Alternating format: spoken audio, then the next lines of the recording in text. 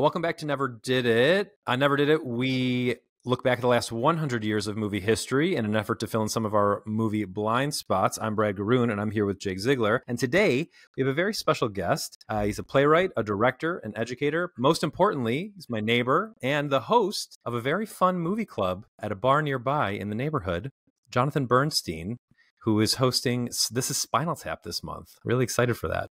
I'm looking forward to it. Thanks for coming on. Jonathan, you picked 1982 as the year you wanted. What was it about the movies Diner and First Blood that had you pick it? Well, I think Irising out for a moment, that's a strong year generally for movies. Those two movies are really interesting and provocative, but I love that year more generally for what came out of it. Perhaps we'll touch on some of those other ones later on, but Tootsie and The Verdict and some other really amazing things that have meant a lot to me are from that year. And with regard to these two selections, I mean, I will say First Blood a little less important to my growth as a human being than Diner. Diner was a super seminal movie for me when I first saw it, and then saw it many times after that. Probably hit me when I was in high school. It probably hit me just at the right age. A little bit younger than those being depicted in the movie, but not so removed that I couldn't sort of foresee that as my future, that kind of, drifting post-collegiate kind of years. That they felt real to me even when I discovered this movie at the age of 14 or 15. And then I went around quoting it forever. I mean, just to an insufferable degree. My parents would be, "Stop, will you stop? Who are you? What about your own thoughts?" It was that kind of thing. It was like that sort of, influence that was just overbearing. And to revisit it as I did in preparation to speak with you guys a few days ago was such a joy, because you realize the extent to which a story like that can get into your bloodstream and stay. Totally. I don't want to pigeonhole you, but when I was looking over the list that I sent you, I said out loud, he's going to pick 92. It's going to be because of Diner. We don't know each other so well, but the first movie that I watched at your movie thing was Breaking Away with Daniel Stern. And I was like, I don't know why, but this feels like the through line, the Jonathan Bernstein through line. Well, yeah, those are kissing cousins as stories go, right? They're actually extremely similar. And of course, they share Daniel Stern. But yeah, they're both stories about guys who are drifting and worried specifically that they're drifting away from each other. And there's something about that I think that's very compelling. Jake, what did you think of Diner? This is your first time seeing it, right? Yeah, well, yeah, you recommended it for me, so yeah, this was my Never Did It, and it was one I was certainly well aware of. It was Barry Levinson's first movie, and with the extraordinary cast that it had, I should have seen a long time ago, and I'm glad that you did recommend it for me. And I'm so glad that I finally saw it, because yes, this movie is wonderful, and this 1982 is the year I was born, so of course this is a fun year for me to cover as well. Yeah, this movie is just wonderful. I mean, the chemistry between the cast is just extraordinary. I mean, these guys feel like they've known each other forever, and I don't know, maybe they were all friends. I don't know if they were friends before the movie or not, or if they knew each other at all or anything, but it certainly feels like they did. Brad, you think you mentioned this was a lot improvised? A lot of this dialogue was improvised? Certain scenes were improvised. It's funny you say they seem like friends. They were brought to under the guise of rehearsing, but then Levinson just had them hang out with each other for a week beforehand so they could get to know each other, and then would have them rehearse in a hotel room. And then throughout the production, they would go out to, there's a really cool making of featurette on the DVD where they talk about going to strip clubs together and making up stories about who they were, because no one knew who they were. They were unknown actors, and making up stories about being, the best one was they pretended to be engineers who were working on a rotating restaurant at the top of a building, but the plumbing was getting tangled up and they had to figure out how to fix the plumbing, and doing that to try to pick up women at strip clubs and bars and things like that. This was unfortunately, I think, when they made this making of featurette, it was when I think Mickey Rourke was having some of his trouble. So he was the only one not interviewed, but everyone else seemed to be reflecting on it so enthusiastically. And I think they all became friends during the production of the movie. I actually thought that the universe might implode, because I didn't think that Paul Reiser and Steve Guttenberg could be in the same place at the same time. But their scenes together are my favorite. Oh, and then the cool thing that Levinson did was he filmed the diner scenes last. So these great, and they're largely, and they feel really improvised, like Gutenberg just going off about his sandwich in a scene that the studio didn't want in the movie. It's my favorite scene in the whole movie.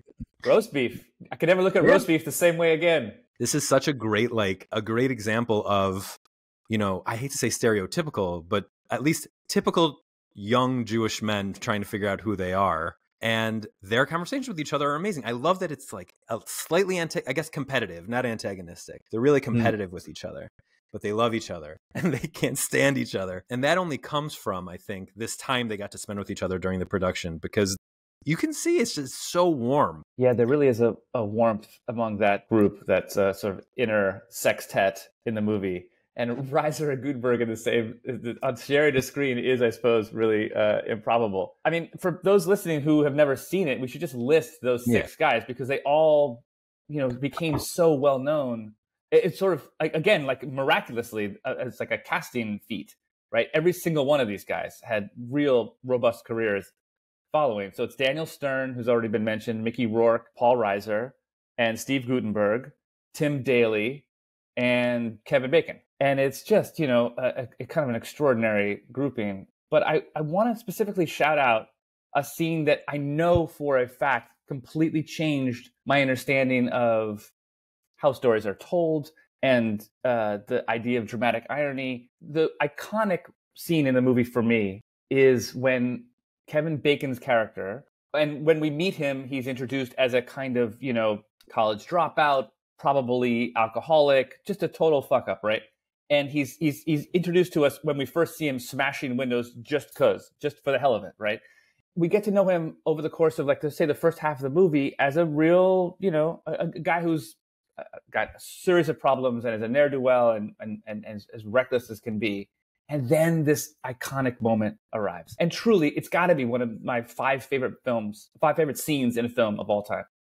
And it's when he's revealed alone in his bedroom watching a game show. The guy that we wrote off, is able to answer every single question prior to the very erudite contestants on screen.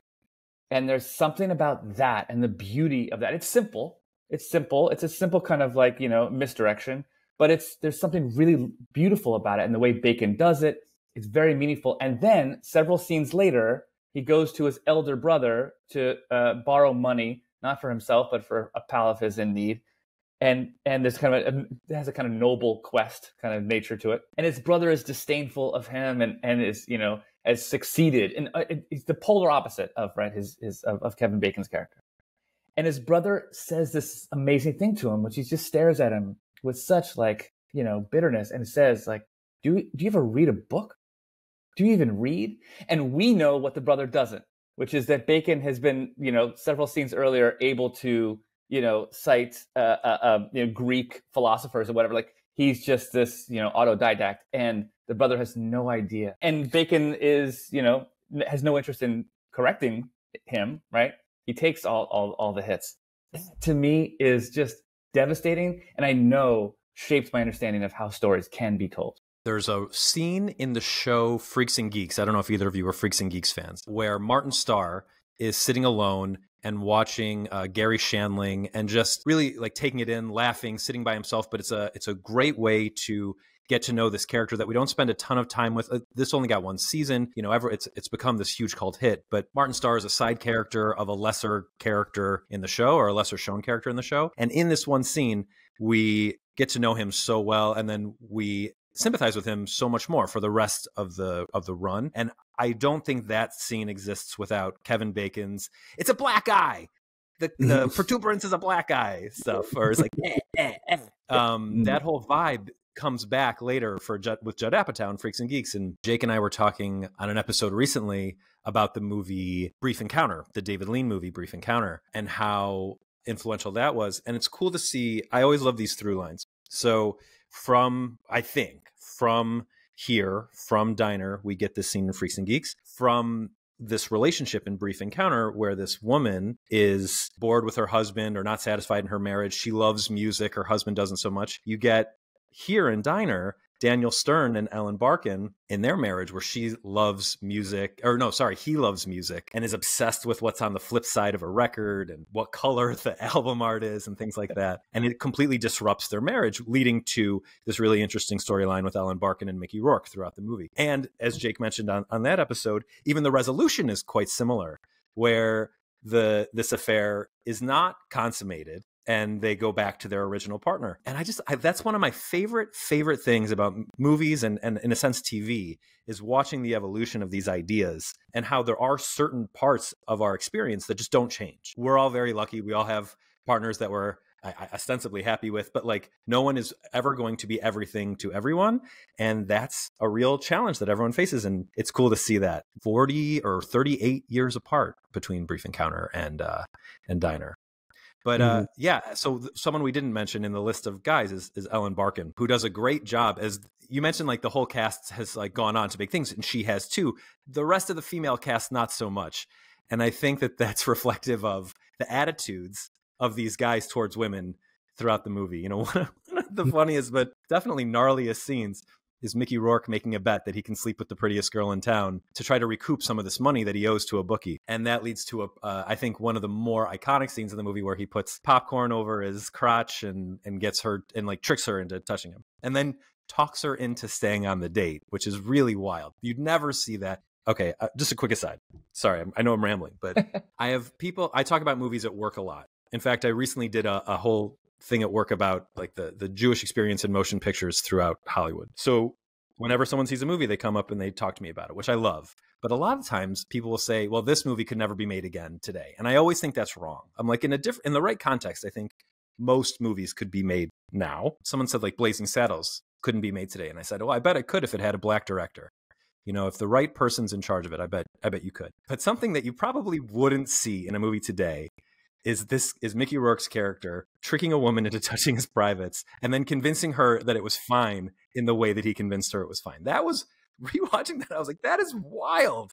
And that's not played for anything except for how smooth Boogie is. But that woman, I don't know that actress's name. We don't remember her now, or she's not well known now. And there's one woman who we never even see, which is Steve Guttenberg's would-be fiance, who has to pass a football test. Interesting choice that we never see her face, right? Even at her own wedding, when she's throwing the flowers, the bouquet over her shoulder, right? She's facing away from the camera.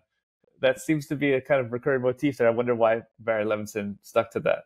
Yeah, I don't know. He didn't mention it in the featurette. In fact, he's barely interviewed. He pretty much just talks about how he was terrified because this was his first movie. He had written a couple of movies, or at least had screenwriting credits on a couple big movies before this, especially with Mel Brooks. He wrote helped write Silent Movie. He helped write High Anxiety, which is my least favorite Mel Brooks movie. And he said that when the truck showed up in Baltimore, he was like, what am I doing? This was a mistake. I shouldn't be here.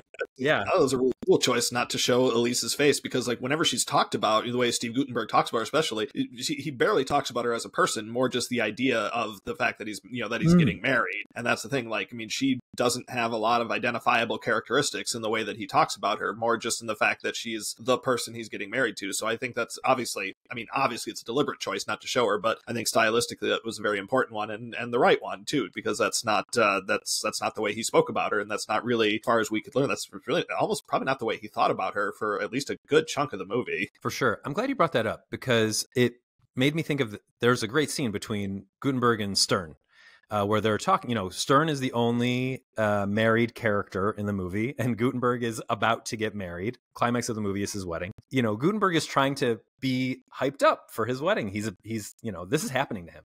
And Stern is so bummed out on his married life but obviously not as bummed out as Barkin, because he got married at 23, and Daniel Stern got married at 23 in real life. He's the only one of these guys who showed up to this shoot that was single. So his experience of their bonding was totally different. But I think that works really well for the movie too. And I like that in that conversation between the two of them, they don't talk about their wives as their partners or the person that supports them. We don't have much to talk about, right? Like we don't have things in common. I thought it was going to be this, and it's this. It was interesting watching a movie that takes place in the late 50s, because my perception of the 50s is everyone gets married right out of high school or college. But that's not really what's happening here. Only one of their friends got married right out of college, and he's having a very different experience of life than the rest of these guys, who would all really just love to hang out at the diner all the time and watch someone overeat the left side of the menu. And smoke cigarettes like crazy. There are more cigarettes smoked per minute in this movie, I think, than like any movie I've seen in recently. Yeah, it's the first thing Guttenberg does when he wakes up in the morning, right? He reaches for the pack. Mm-hmm. John, so this was a huge part of your childhood. Who did you identify with the most when you were growing up? Oh, gosh. I mean, probably Paul Reiser. Like just the wisecracking one on the side. I do love it. I really do love it. And I love it because there's poetry in it. And that, I think, is what separates it from other movies of its kind. What rescues it for me is those moments of poetry. I referenced the thing with Kevin Bacon in the game show. But even there's that moment of super suave Mickey Rourke talking his hot date into forgiving his trespass. There's that, but then that is paired with Mickey Rourke getting beat up or slapped around by the bookie to whom he owes money. In broad daylight, underneath a stoop, he takes him out, and I guess he owes him like a couple of grand, and he's late on payment.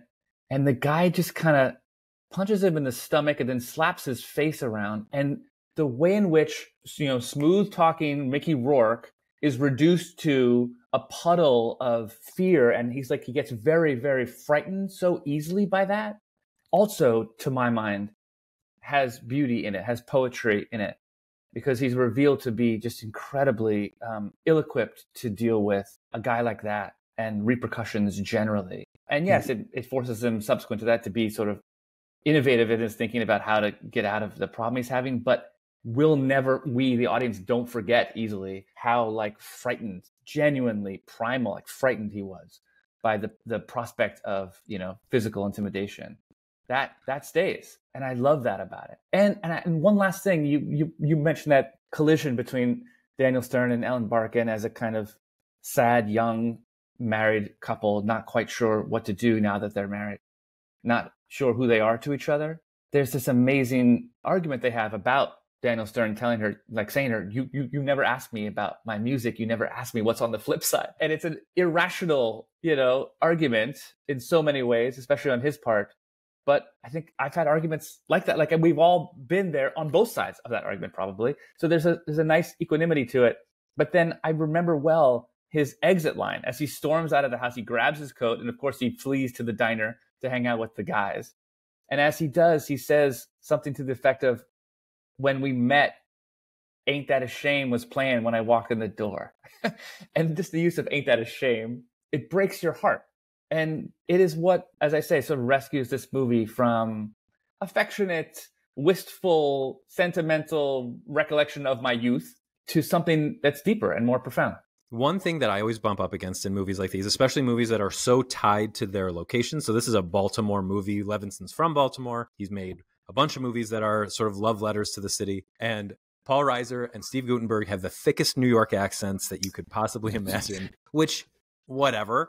But Michael Tucker, when he was talking about how he got his job as Bagel, the guy who eventually bails Boogie out from his gambling debt, was that he was from Baltimore too, and he went up to Barry Levinson and started speaking in a very thick Baltimore accent, and Levinson gave him the job. And then you see in the movie, he's speaking with his very down the line non-Baltimore accent. No one in this movie has a Baltimore accent. I don't really have a judgment on that. I mean, it'd be weird if some of them did and some of them didn't, but it is a little strange that you've got your New York guys with their thick New York accents, and then everyone else just sort of sounding like they're from the Midwest. And in all of his Baltimore movies, there's very little. I watched Liberty Heights recently. No one's doing the accents, and it makes me wonder, would the accents be distracting? I feel like now we hear them a lot more. Like in Mayor of Easttown, that's a great comparison. She's really doing it.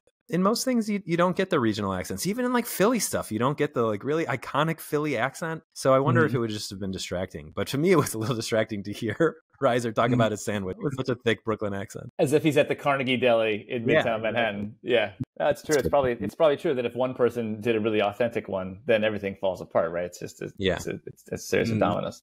Right. We talked about that recently with the Virgin Suicides, where it's Michigan and not one person has a Midwest accent in that movie, even though it's such a Michigan movie. Just a couple things about the characters I like. You asked, Jonathan, if there's any characters he related to. For me, obviously seeing this movie as a 42-year-old, it's a much different experience than seeing it as a younger man. And I certainly felt like all the characters had different things that I would have identified with at different times. And that was a pretty powerful experience, to see that, I could identify with the different things that they were going through. And I really liked that about the movie and the way the actors all played it. But I also thought what was really interesting is we talked about this with the Kevin Bacon part, how he was kind of portrayed as this, kind of wild card type of character, but was, secretly really smart and all that. But then there was also like everyone kind of had this second side to them. Like the saddest part for me was that ending scene with Mickey Rourke and Bagel, where you realize that where he's, the guy's going to pay off his debt for him. And he's like, well, you'll just, work for me until you pay it off. And you're like, he's not going to work for him until he pays it off. Like he's going to work for him forever. That's going to be it for him. Like he's not going to law school. He's not going to be more than, he was kind of this big shot guy to them. The smooth talker, the best looking guy in the group. I mean, he's like almost distractingly handsome at this point. Mickey Rourke was, and you realize he's just going to end up a guy just, working for the guy in his hometown, and he's not going to be really anything more than that. And that was really a profound kind of ending for me. Really kind of tied the whole movie together. We haven't talked a lot about Tim Daly's character, who has his own. I mean, the cool thing about this movie, it's really just a series of disparate stories that interweave. There's no ticking clock. I mean, there's sort of this debt, but we don't really know when that's going to get collected on and things like that. But you have Tim Daly, who has this pregnancy scare. And, I think a lot of folks have cited that this is the Barry Levinson Avatar character, if there is one. I think Levinson says there isn't. But I think it's interesting that we haven't talked about that yet, because it is a big part of the movie. He keeps going back to see this woman who he's friends with, he's close with, and at one point obviously slept with, and now thinks she's pregnant. Why do you think that is, that we sort of glossed over that? Yeah, it's funny. I mean, I would argue that if in fact he is the Levinson proxy, it's not uncommon for that character to be a little less provocative, a little less well drawn, because I think writers tend to not be able to imbue themselves or their on-screen proxies with as much nuance and color. They are essentially like in receivership, right? They're journalistically observing everyone else. So if he's the axis around which things revolve, and he's the last to show up too, right? Everyone else is established prior to that. He arrives on the train into town from afar, then it kind of stands to reason that he would be a little bit less compelling somehow. Although Tim Daly's great, and he holds a lot of that together, and it is very moving that he's not as boorish or chauvinistic as the others. He treats this relationship that he has with this woman who was a longtime friend of his very kind of nobly and beautifully, and there's some chivalry in it and earnestness, which actually is a kind of outlier. And he doesn't even participate in the bets either. Mickey Rourke is constantly making bets like, I can get her to touch me, or I'll seal the deal with her on my second date, or whatever it is. And he doesn't even want to participate in any of that. So he's, definitely got a bit higher moral standard, I would say, than the others. And that definitely makes him stand out. But I think, Jonathan, I think you're right. I think with him just kind of showing up last, it makes him feel like almost outside the group, even though he's very much part of the group. But there was just something about that with him where the group had to go and get him, like from the train station. I don't know what there was about that, but yeah, something about him showing up last that just made him feel just a little bit kind of outside the group, even though he was, very much a part of them. I think that's what did it for me, especially the first time I watched it. I was like, oh, this guy is not who we're supposed to be paying attention to because he showed up so much later. But it's interesting because usually the guy who is sort of the moral, or could have the moral high ground, is the person that we focus on. And that's just not the case in this. I mean, there really isn't anyone that we focus on. We're not more worried about one person than another. I know this movie was not a success because it was not supported by the studio. In fact, there were rumors that they were going to shelve it, but then Levinson, or maybe one of the producers, I think, gave us a copy of the movie to Pauline Kael so she could write a review about it. And she wrote a rave review about it. And then it sort of forced the studio's hand. They're like, well, we're sitting on this great thing. We can't just not put it out. But clearly didn't give it like a huge release. Jake, did it get any awards love at the end of 82? It was nominated for one Oscar, actually. It did get a Best Original Screenplay nomination for Barry Levinson. It lost to Gandhi, which was the Best Picture winner and kind of steamrolled the Oscars that year. But for a small debut film to get a Best Original Screenplay nomination, I mean, that's pretty good. Yeah, for sure. And he followed it up. Oh, I know you're a huge baseball guy. Are you a fan of The Natural? I haven't seen The Natural since I was a kid. Okay. Yeah, it's been a long time. Yeah, long time since. In fact, I don't even think I have it marked on Letterboxd. But it's I saw it long. Probably when I was still living in Minnesota. Probably was the last time I watched it. So I mean, I was maybe in my single digits by then. But I'm sure I would like it. I'm in the bag for baseball movies. I like Mr. 3000. Come on. Totally. Funny. I'm kind of in the bag for Levinson in general. Like obviously, Rain Man is great. And when I was a kid, was really obsessed with the movie Toys. This is not a good movie, But Michael Gambon is like balls to the wall, going crazy in it, and LL Cool J gets to act and actually does a pretty decent job. And then Robin Williams is being Robin Williams, and Joan Cusack is a robot. So there's a lot of interesting, weird stuff in it, but it just doesn't come together. And then I remember when it came out, I thought Wag the Dog was the coolest, most like subversive movie I could ever think of. And now it feels a little bit quaint, a little bit prescient, but also like kind of quaint in like what they were using their propaganda for. But I think it's really good. Jonathan, it seems like Diner is your favorite Barry Levinson movie. Yeah, but there's an embarrassment of riches too to choose from. I think he's an interesting guy. Incidentally, he's still very active. He's right now in pre-production for, I think, what may well be next year, a pretty big movie. He's got Jessica Chastain and Pacino, and I think he's sort of, who knows, it could be a kind of Levinson assance, a return to form. But Good Morning Vietnam hasn't been mentioned yet here, and that's has a lot going for it, I think, though I haven't seen it in a while. Yeah, I think he's kind of a fascinating guy. I just looked it up. That new movie he's got coming out also has Cosmo Jarvis in it, who I just like fell in love with watching Shogun. He's awesome. Yeah, there was a couple others I like. I mean, in addition to the ones that you guys have mentioned, one I haven't seen in a really long time, but I remember loving when it came out. It's called Sleepers. It has another one with a strong cast. It's got like Kevin Bacon and Jason Patrick and I think Brad Pitt and Dustin Hoffman. I just remember thinking that movie was just tremendous. And then he did a movie on Bugsy Malone with Warren Beatty and Annette Bening. I think that's the movie where they met. I remember that being pretty good too. Harvey Keitel and Ben Kingsley are in that too. So, we just list off a bunch of like really interesting, cool movies that he's made. So yeah, pretty varied filmography he's got. All right. Well, let's move on to something a little bit darker. Jake, you recommended First Blood.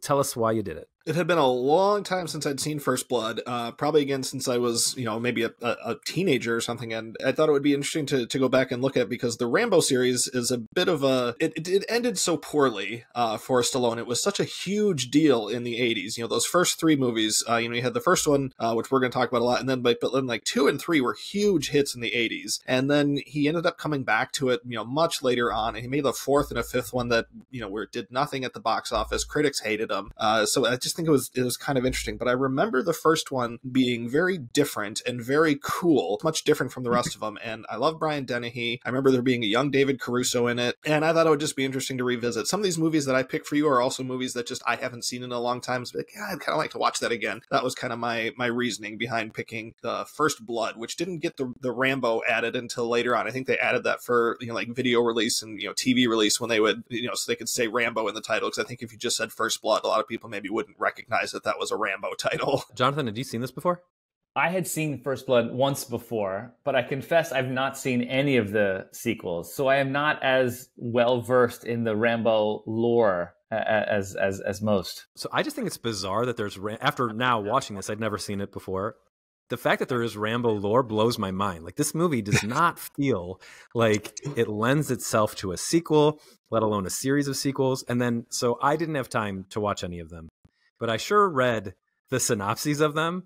And in no universe does this make sense, that this movie about a drifter veteran of the Vietnam War who gets into a survival battle because of his trauma with a small town sheriff's department, becoming a war hero after this, like a mercenary. It's interesting in that it shows you like what Hollywood was interested in the 80s, because First Blood really feels like a new Hollywood 70s movie. Actually, right up until the Colonel comes in the middle, I was like, this is so gritty. This is like a really gnarly, it reminded me a lot of Deliverance in the fact that Stallone's doing a lot of his own stunts.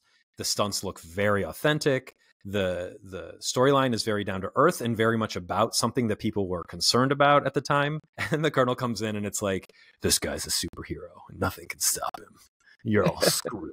I hope you have enough body bags. Yeah, right. Well, that was a great line. It's a great line. Yeah, for sure. But right up till then, I was like, this is incredible. And I don't know how it's going to maintain this momentum. And it kind of didn't. Like that first scene, or not first scene, that whole first act where he's hiding in the woods and taking out the sheriff's deputies one by one, non-lethally taking out these sheriff's deputies one by one, is incredible. Well, I guess we already talked about what it's about. It's about this guy who goes through town. The sheriff doesn't like the way he looks because he's wearing an American flag badge and has long hair. So he's clearly a hippie, and he doesn't know that he's a Green Beret Special Forces super soldier. And then he starts taking them out. And so the sheriff pins this accidental murder of one of the deputies. Not accidental. I mean, the guy kind of kills himself because of his overzealous trying to murder John Rambo, which is such a cool name. What an amazing name for an action movie character. That whole first act is incredible. And then, yeah, like I said, when the Colonel comes in, I felt a lot like, so this is what bummed me out. One, I had read that this was supposed to be played by Kirk Douglas, and then he just didn't get along with the production, so they recast. And I just couldn't stop thinking, like, this would have been so fucking cool if Kirk Douglas was this character. And it kind of just felt like from there, not the whole movie. I mean, the stuff that Stallone's doing is very cool, but a lot of it starts to feel like 80s schlock. It just sort of feels like a transition from 70s ultra realistic, like subject driven movies to, loud 80s flash. But then, Jake, like you mentioned, we do have this great Dennehy performance that runs throughout. Like, he is really anchoring that side of things. So yeah, I don't know. How did it hold up for you, Jake? Held up pretty well, actually. You said definitely the first half is stronger. I think there's a lot of cool things in there, and it starts off really slowly. With him, kind of the movie really takes its time getting going, but in an interesting way, where it shows him coming back to town, and it really just shows him kind of like the first couple minutes of the movie, just him like taking a walk, like he's walking towards his destination, and the movie's not really in a hurry to get there, and he's looking for a buddy of his from Vietnam. He's the last the last of his friends that he believes is alive, and he finds his house. He finds out that his friend had succumbed to cancer that he probably got from the Agent Orange that they had in Vietnam. So then at that point he doesn't know where to go. This was the one person that he thought that he could meet up with, and now he really has nothing. So that's when he comes across Brian Dennehy, who in fact drives him out of town. They have this whole great meeting, this whole conversation where Dennehy's sort of like pretending to be nice to him, like, let me give you a ride, point you in the right direction, whatever, and drives him out of town. And then Rambo just decides, like, nope, not gonna put up with that, and comes back, and all hell breaks loose from there. And there's this there's a lot of this movie that's not plausible, but Stallone's performance like really makes it, at least feel plausible, like within the confines of the movie, like the way the progression of it goes. And when there's that great scene where he escapes from the prison and just like kind of dismantles everybody in short order. Really well shot, like really well edited, everything, like you can kind of tell what's going on. Like a lot of action movies nowadays, they're just so hyper-kinetically edited, like sometimes you can't really tell what's going on, everything. But in this, like everything you could really tell what he was doing. It looked really cool. And then, like you said, reminded me of Deliverance too, where then he goes out into the woods and the chase is on, and that motorcycle chase is awesome, where he gets on the motorcycle and then they're chasing him through the woods. Brian Dennehy's driving his police car through the woods. Like, all that stuff is awesome. I thought that was really, really cool. It does fall apart a little bit not even fall apart. I think that's too strong. It gets a little less interesting in the second half when he's like Rube Goldberging the sheriffs or whatever when he's doing all that. But I still thought that was still pretty good for, especially compared to, I did watch the second one. We can talk about that more in a little bit compared to what happened in the second one. But there's at least still, like I said, that kind of grounded sense of like, okay, here's where the movie came from. It progressed to that point. Like they drove him to that point. Brian Dennehy specifically drove him to that point. So I thought it was still pretty cool. And then he really kind of lays it all out there at the end, and in a big long monologue about what he wants, and why he's why everything has gone so poorly for him since he's come back and everything. So I still think this is a good movie. It reminds me kind of the first Rocky movie. I think it has kind of a similar vibe to the first Rocky movie, and then the series, much like Rocky, kind of just got worse as it went along and sillier as it went along. But I do really like this movie. I think it's really good. How about you, Jonathan? Did it hold up? Yeah, I mean, I agree with all of what both of you have said. It has a kind of David and Goliath charm to it, right? It's very compelling. The Rocky analogy makes complete sense in that same way. There are constraints to it. I mean, the film speaks in film speak to some degree. Like, a lot of what Dennehy says starts with the word besides, and people only use the word besides at the start of a sentence in films, and typically in films from the 80s and 90s. And so, but nonetheless, we buy it because it is, as you point out, Jake, very well shot, clearly kind of put together. And it does have a kind of 70s integrity, as you point out, Brad. The thing about Kirk Douglas, I allowed myself to read one article about the film just a few days ago. There's a really interesting anecdote about Kirk Douglas being upset because he was suggesting a series of changes to his character that they wouldn't go for, one of which was to revert to the ending from the novel. The novel, I think, had been published about 10 years earlier of the same name.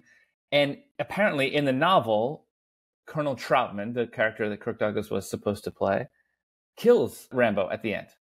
a kind of a mercy killing.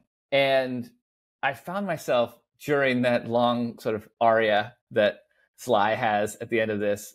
And it's a film, it's a treatise about PTSD. I mean, we should say that, right? It does take it very seriously, and it is very meaningful in that way. And there's something I wanted, not only because Stallone's performance was a little dicey, but I wanted Trotman to kill Rambo there at the end. I thought that would have been fascinating. Of course, it puts a damper on potential sequels, but there was something about that I found myself really rooting for. And then to read that Kirk Douglas was vying for that, was arguing for the sort of purity of that choice too, was kind of curious to me. But yeah, it's kind of a fascinating movie, and I think extremely well done. I thought it was interesting that those changes, Stallone wasn't quite Stallone yet. He had made Rocky, so he's a proven, like, it's funny when you think of Stallone compared to other action film stars of that time. Stallone's a filmmaker, right? He's directing movies, he's writing movies, he's much more involved in the creative process than a lot of those guys.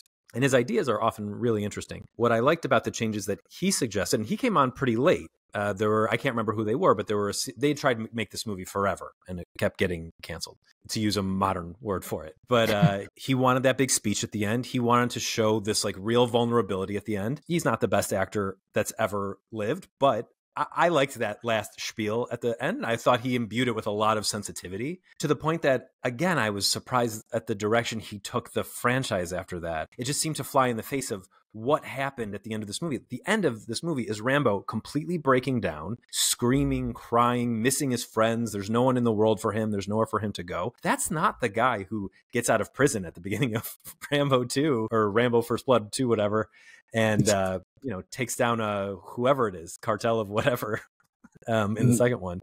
So that I liked, and I didn't mind that he lived, but I was surprised, just really surprised that that led to what it led to.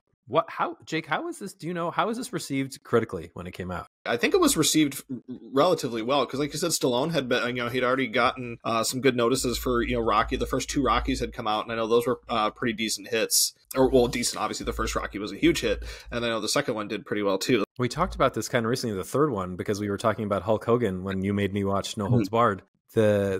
The third one was massive, like the biggest one until like one of these Creed movies recently. Yeah, and Rocky 3 actually came out the first year as First Blood. So I mean, Rocky 3 obviously would take the lion's share of the press, the attention. Right. I mean, just a quick glance at Rotten Tomatoes here. There's the critic score on First Blood is 86%. So I mean, that's pretty high for this type of movie. So it seems like it was pretty well received. Although like those reviews may not have been written in 1982, but at least now the movie has a pretty solid reputation among critics. You brought up a while back about the beginning of the movie where Rambo goes to his friend's house and finds out he's died and talks to his mother. And I remember, because that was a black family, that the rest of the movie to me felt as if, and I know the book wasn't written this way, but it felt as if the movie was meant to be about this black soldier going through a town and being immediately ostracized by, I mean, it just shows you how like sort of the overt politics have changed, or like what we notice have changed,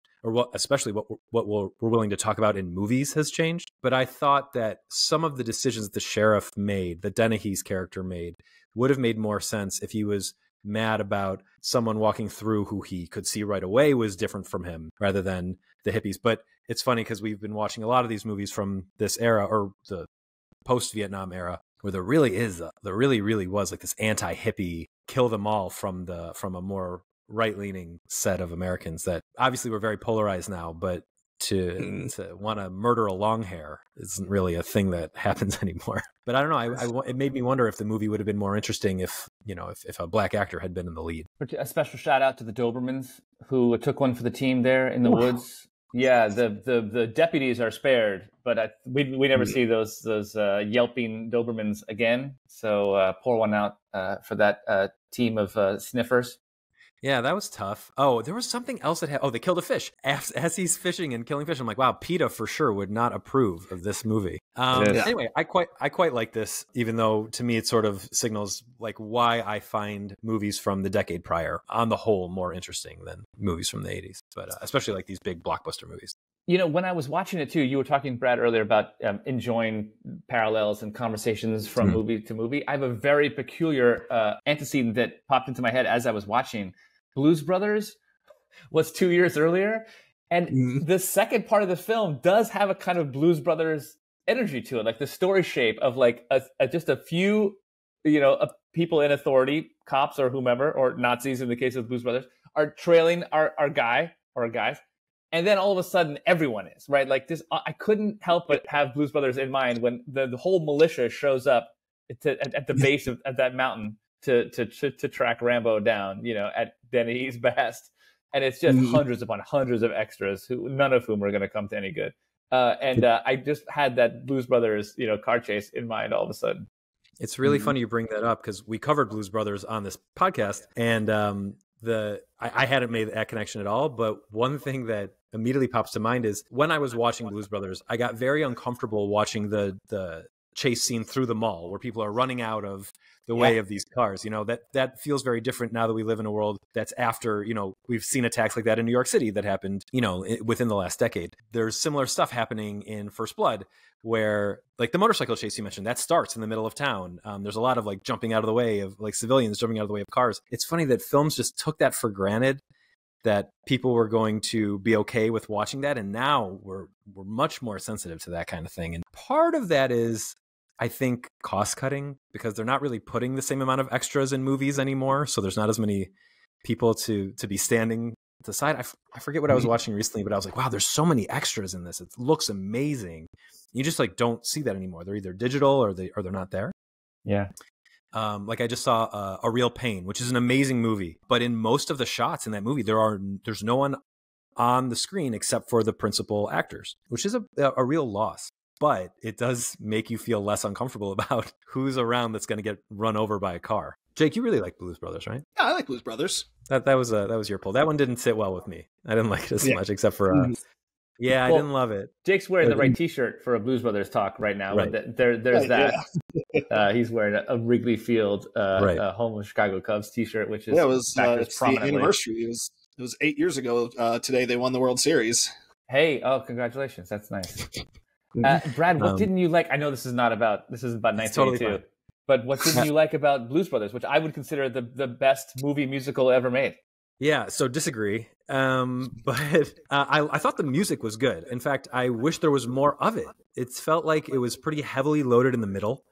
And there were some gags that I thought were incredible, like Belushi getting out of the prison and leaning over that yellow line, I think is one of the better like physical gags I've ever seen. And then after Aretha Franklin comes on, I was like, is there going to be more music in this? Or is it just going to be chasing down Illinois Nazis, which I support, but wasn't all that entertained by? Fair. Okay, fair. I think SNL movies. Not having seen it when you were younger, too. Like, not having. That's the other piece. That we talked about this recently, too, because I also don't like The Jerk. And we were talking about that with a couple of guests who were big The Jerk fans. And I was like, I saw it in my 30s. What do you want from me? It's just like, it hits differently. Yep. Fair. Okay, cool. 1982. You mentioned, Jonathan, earlier on, huge year for movies, big year for great movies. What we like to do on Never Did It is go through our favorite movies of the year. We usually let our guests go first. You don't have to do it in a particular order, but in the video, I'm going to show it in a particular order. So why don't you lay your favorite movies of the year out for us? Well, Tootsie and The Verdict. Can there be a tie? Must I choose? You don't have to choose. I'll choose for you in the end, but you don't have to choose. All right. Well, let's go ahead and say The Verdict is talk about David and Goliath, a pretty extraordinary movie. David Mamet script and one of Paul Newman's best performances. It just, I find it very, very compelling, very powerful. Tootsie is, I think, one of the great comedies of all time. Fun-loving and whimsical, but also sort of searing and takes itself just the right amount of serious. What else is there? Oh, The King of Comedy is also this year, which I happened to see again about a couple of months ago, just by happenstance, and holds up beautifully. It's a really interesting, soulful look at celebrity and, ambition and perversity. And De Niro holds that together in kind of amazing ways. We actually had a big argument on this podcast about what year to count The King of Comedy on. I had it as my number one of 1982, and then I guess it didn't come out. I mean, it came out in festivals, I think, in 82, and then got an actual release in 83. So So we moved it, but yeah, I don't want to wade into very uncomfortable waters here. No, if this is triggering to you, please if you don't hear it come up on our lists, that's why. Great. So, yeah. Oh, and Gandhi. I didn't remember that was this year, but you referenced that earlier, Jake, and Gandhi's amazing. Probably the first epic I saw as a youth, and certainly stayed with me. And Ben Kingsley is one of our greats, and is rarely talked about as one of the greatest living actors, around. Well, he's up in Marvel land now. They just released a trailer for his new Marvel TV show. Oh, I didn't know anything about that. That's bad news. He plays a pretty funny character in them, but very forgettable. Got it. I'll run through I've got a quick top 10. I do have The Verdict as an honorable mention. I've got Star Trek II, The Wrath of Khan, which is really fun. It's like Star Trek understanding at their second try, how to make like an action movie kind of movie with a real compelling villain in Ricardo Montalban. Can I ask, is that the one that starts with the worms in the ear? It does, right? That's Wrath of Khan? Yeah. That freaked me out. That was very effective. Yeah, it's pretty gnarly. My number 9 is E.T. So I loved E.T. as a kid, and then I made the mistake of being like, I'm going to love it the same as an adult, and it is not the same as an adult. It doesn't hit quite the same, but still good. I recently watched a guy who we've had on this show before, Brandon Treadway, recently posted the treatment that Spielberg made for E.T. Part 2, which I think he just was contractually obliged to do and kind of wrote it as a prank. And it's unhinged, but he wrote it as like a hardcore violent action movie with evil aliens. My number 8 is Tootsie. I am such a sucker for Dustin Hoffman in almost like every regard. And he really brings it in Tootsie. I have First Blood at number 7. I really liked First Blood a lot. I'm glad you recommended it and finally got me to watch it. My number 6 is really interesting. It's a British animated movie called The Plague Dogs, about a virus that dogs spread and then dogs are chased. It's actually Isle of Dogs, the Wes Anderson movie that came out a few years ago, was sort of a comedy version of this. But this is not funny. It's quite harrowing, and John Hurt plays the lead dog voice. It's really good. In November, December, I start watching a lot more independent animated movies, and I think that's I discovered this one last year. It's really great. My number 5 is The Thing, the John Carpenter movie, which we talked about on our Halloween episode recently. Amazing creature effects, really gross, probably like the most gross kind of movie I can handle. Although my sister is now trying to convince me to watch The Substance. I just don't think I can handle it, but she says it's incredible. My number 4 is Evil Under the Sun, which is a Hercule Poirot, Agatha Christie murder mystery. It's not the best one that Peter Ustinov did, but it's one of my favorites. It's so campy, really funny. James Mason's in this one. Maggie Smith, rest in peace, is in this one. She actually plays like double duty. Jane Birkin, who also passed away kind of recently, is really good in this. Evil Under the Sun's a lot of fun, and I think it's pretty easy to find. I think it's on like all those Tubi and Freevee and all those. Number 3 is another animated one, Don Bluth's Secret of Nim, which scared me so much when I was growing up, but is really great. Movie about some mice that get tested on, and it's about the environmental impacts without being, your typical Fern Gully Avatar storyline, and doing something a little bit different and more scary with it. Dom DeLuise is hilarious in his voice as a crow in this one. Number 2 is Diner. We've said a lot about Diner on this episode, but yeah, one of the better ensemble comedies. I don't think that you get Richard Linklater movies without Diner. That's something we didn't say before, but he's clearly heavily influenced by this. And wow, my list is really filled with a lot of animated stuff. My number 1 is Gauche the Cellist, which is another early Isao Takahata movie.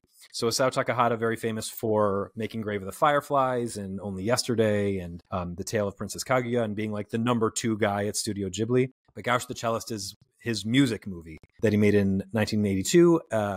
Really incredible stuff about a guy who wants to play the cello and his struggles to do that. It's really short too. It's like 65 minutes, so a really easy watch. I have a 3-way tie for number 9 and 10 because they're 3 movies that I don't have a rating for on my Letterboxd, so it's been a long time since I've seen them, but I feel comfortable saying that I like them.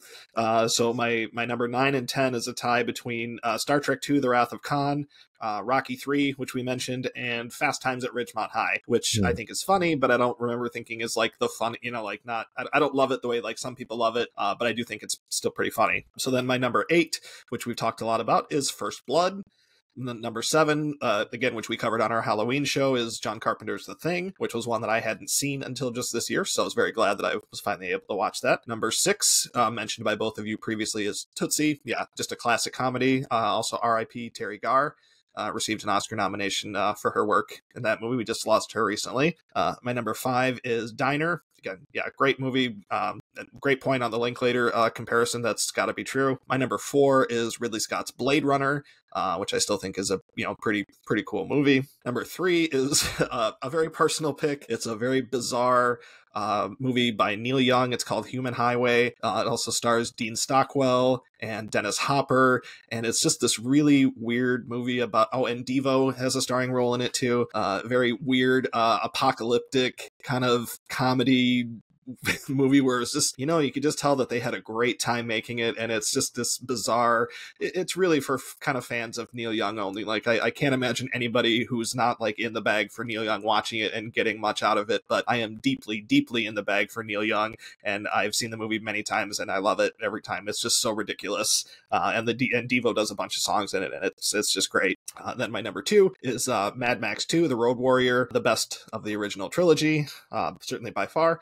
And then my number 1, Brad, I actually still like this movie a lot as an adult. My number 1 is E.T. Oh, okay, right on. I just want to quickly mention Dean Stockwell also has a directing credit on Human Highway. Oh yeah, yep. He and Neil Young directed it together. Yep. Yeah. Jonathan, it looked like you wanted to say some things about Blade Runner. Oh gosh, yeah, I didn't realize that was this year. I didn't really do a deep dive into 82. Blade Runner is amazing. I'm so happy to hear your top 10s, and there are at least a handful of films on those lists that I don't know at all. And I've written down copiously some notes as the two of you were talking. So I've got some fun viewing ahead. Awesome. Anything you want to let folks know that they should check out that you've been working on, or? Oh, that's very sweet of you. Well, yeah. Oh gosh, there's a few things. I've been researching John Hinckley Jr., the guy who shot Ronald Reagan, tried to kill him to impress Jodie Foster. And I've been talking to Hinckley recently. He's out of a psychiatric ward where he spent over 35 years. And so I've been doing a lot of work into that lately, sort of narrative, the hybrid between a kind of fiction and journalistic project that I'm working on, part of which entails me talking to Hinckley himself. And I'm now all of a sudden realizing that the year we're discussing is very much in the shadow of that assassination attempt. And so I find myself just sort of waiting in ideas of these films being, at least in part, influenced by the political zeitgeist, and how Hinckley may or may not have, directly influenced at least of some of what we're talking about. It was an extremely, violent. The Pope was also shot around this time as well, and to see some of these titles under that influence in the color of what was going on is always curious to do. But in terms of other things I'm working on, I guess we'll just come full circle to this very humble but fun-loving movie club that I've started at a local bar in Jersey City just a few months ago, and it's super, super fun. And so I get to indulge myself really and show all of my favorite movies to my neighbors. And I'm so glad that, Brad, it's put you into my life. Me too. Really fun stuff, both getting to know you and doing the movie club. And fortunately, I know at least a few people who live in the neighborhood listen to the show. So definitely come out. I don't know. Can you give us a preview of maybe what you're doing in December? I'm thinking Moonstruck. Oh, nice. Kind of a good New York winter movie. Yeah, it's one of Annie's favorite movies. Oh, really? Mine too. Yeah. Yeah, so it's the first Wednesday of each month. We've been trying to do this. Although I will say I've taken a sheepish pass on the first Wednesday of this month, as it comes directly on the heels of what promises to be a pretty tempestuous election day and election week or election month or election decade that we have before us. So we'll see what comes of that. And I thought Spinal Tap would be a nice respite. I think it's a smart move. I did this pottery class a little while ago. I invited the whole pottery class to come. Hopefully some will show up. I think everyone's going to need it for sure. All right. Thanks, Jonathan. This was a lot of fun. What a pleasure. Thank you.